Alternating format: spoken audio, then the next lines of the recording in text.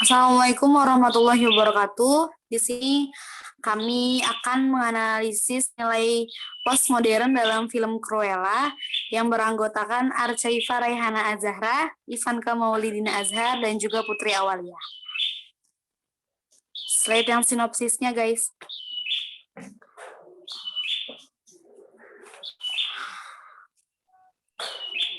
Di sini sinopsisnya adalah Cruella berceritakan tentang perjalanan hidup Estella Miller hingga menjadi tokoh ikonik dan flamboyan bernama Cruella. Estella tumbuh menjadi perempuan yang memiliki bakat khusus dalam bidang mode dan pemberontakan. Nah, akibat dari sikapnya itu, ibu Estella yang bernama Catherine memutuskan untuk pindah ke London bersamanya. Kala itu, Catherine mampir ke pesta yang diadakan oleh Baroness von Hellman yang kaya untuk meminta bantuan tentang keuangan. Kendati demikian, alih-alih diberikan uang oleh si Baroness ini justru menghantarkan Catherine menjemput ajalnya. Nah, setelah Estella melihat secara langsung sepak terjang Borneas mendorong ibunya dari tebing. Setelah kematian ibunya yang naas, Estella hidup menjadi seorang yang sebatang kara. Ia bertemu dengan dua pencuri jalanan bernama Horak dan Jasper. Tidak lama akhirnya Estella bekerja dengan si Borneas ini. Hingga satu ketika Estella melihat Borneas memakai kalung yang sama dengan Catherine. Maka dari itu dengan kedoknya si Cruella ini atau si Estella merampas kalung milik si Borneas untuk memanggil anjing-anjing agar membunuh si Catherine. Singkat cerita, Borneas berhasil mengetahui identitas Cruella. Ia berniat untuk membunuh orang di balik Cruella tersebut. Kendati begitu, sebenarnya Cruella ini juga mempunyai rencana lain, ingin mengungkapkan kejahatan Borneas dan menjebloskannya ke dalam penjara.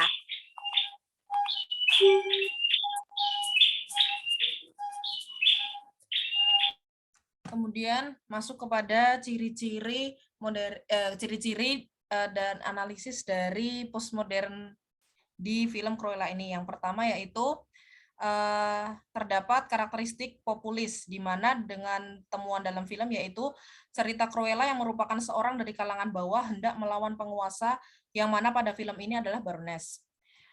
Analisis dalam penelitian ini yaitu pada kisah Estella yang kemudian hidup sendiri setelah kematian ibunya, kemudian menjalani hidupnya sebagai pencopet hingga saat Estella berhasil bekerja sebagai fashion designer dan bekerja dengan Baroness, yaitu perancang busana top di London. Namun setelah ia melihat liontin bermata merah, ya ini warisan dari mendiang ibunya yang ada pada nyonya Baroness, dan Estella ingin membalas dendam. Ia ingin mengungkapkan kejahatan Baroness dan menjebloskannya ke penjara.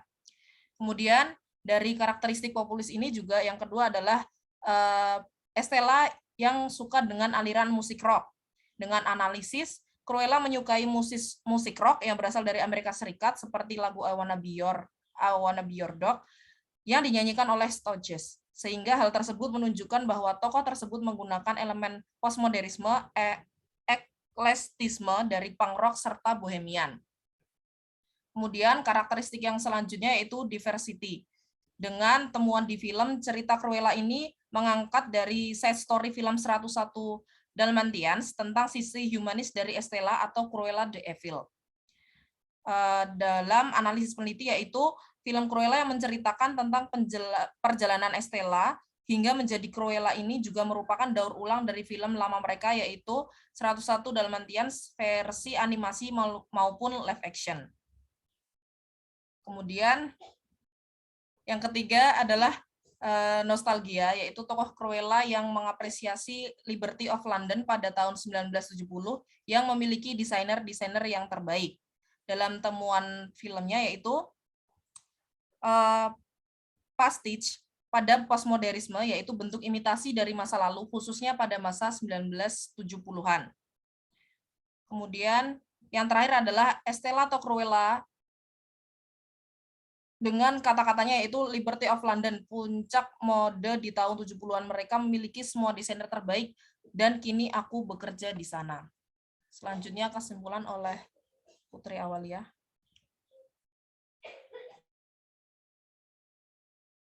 Baik, untuk kesimpulannya, film Cruella merupakan film yang bernuansa postmodern lewat dari dialog dan adegan yang diperankan dalam film tersebut yang mengandung ciri postmo, yaitu populis, diversity, dan nostalgia, sehingga film ini memiliki aspek budaya populer yang mempresentasikan adanya budaya postmodern dari karakter tokoh. Mungkin cukup sekian presentasi dari kelompok kami, kurang lebihnya mohon maaf. Billahi taufiq wal hidayah. Assalamualaikum warahmatullahi wabarakatuh.